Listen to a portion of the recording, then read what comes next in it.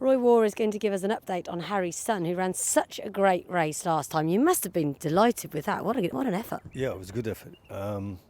He was 10 months off, all the quarantine, carrying a bit of pudding, but he ran a good race, very good race. I was very happy. Came out of the race extremely well. This has always been the plan, to give him this big gap between races. There was no temptation. Yeah. You know, when you have a long gap like that and you come up into a race a bit short, you want to give him enough time to recover. I don't want to come straight back in, you know. And fortunately, the way the race panned out, he came from quite far off the pace and finished strongly. And horses always come out of a race well like that. And after the race, he really blossomed. He's done really well.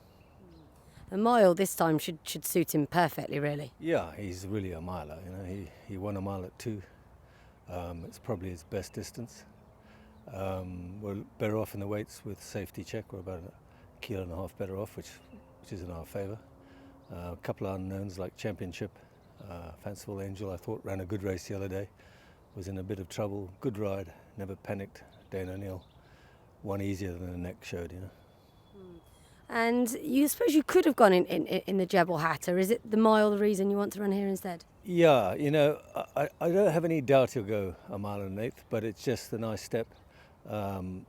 He likes his races quite nicely spaced. Just gives us a bit more time. If I have to, I'll run in that race, but I don't really want to. And the boss will be here to see him this time. Paul's flying in over the next couple of days. He's flying in. A couple of the owners are coming in. He's finished all his treatment, which is good, and he's coming for the race.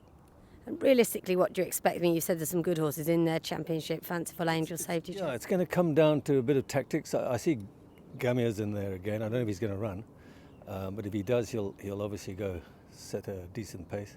I wouldn't think the Cock will let him get off on an easy lead. He's got 3 in here, so it's going to come down to tactics, how fast they go. But with our horse, you can go handy if you go too slow, and you can come from off the pace if they go too quick, and it doesn't really affect the way he runs, you know.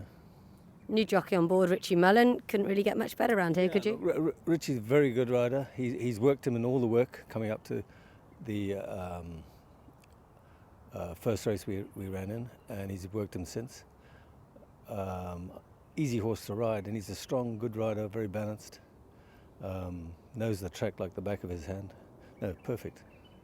You'll be disappointed, I think, on Friday morning if you haven't got that trophy. Look, a lot of things can happen, but he's coming into the race really well, and with a bit of racing luck, I think we'll be right there.